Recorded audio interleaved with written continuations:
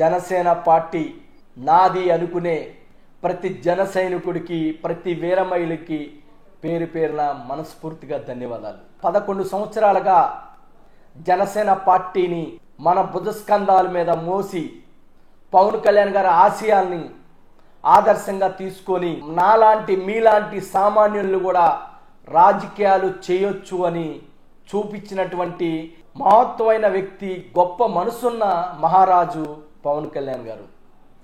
సుదీర్ఘమైన ఈ ప్రయాణంలో ఎన్నో ఉడుదొడుగులు, ఆటుపోటులను తట్టుకొని ఈ ఆంధ్ర రాష్ట్ర ప్రజల కోసం ఎక్కడ తగ్గాలో ఎక్కడ నెగ్గాలో నేర్పినటువంటి పవన్ కళ్యాణ్ గారి నాయకత్వంలో మన అందరం పని చేయటం చాలా గర్వంగా ఉంది.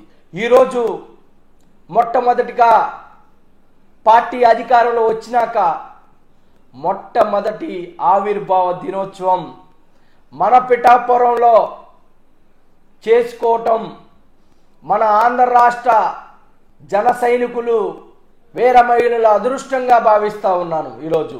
ఎందుకంటే 2 సార్లు ఓడిపోయాడు పవన్ కళ్యాణ్ గారు.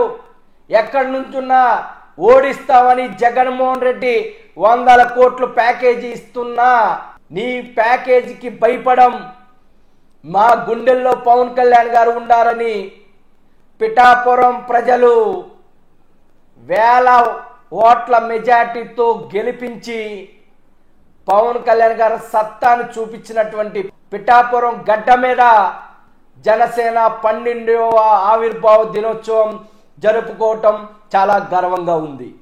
కాబట్టి జన సైనికులు, వీర మహిళలు, నాయకులు అందరూ కూడా ఆవిర్భావం అంటే మన కుటుంబంలో ఒక పండగ రోజు. పార్టీ అంటే దేవాలయం లాంటిది. పార్టీ అధ్యక్షుడు అంటే ఒక దేవుడు లాంటి వ్యక్తి.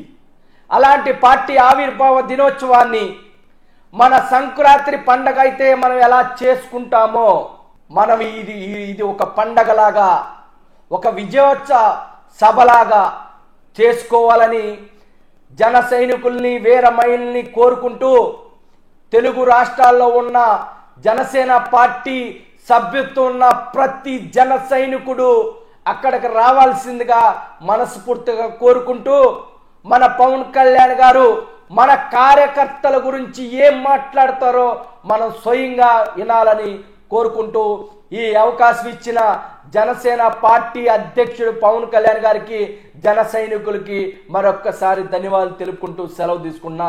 జై జనసేన, చలో పిఠాపురం.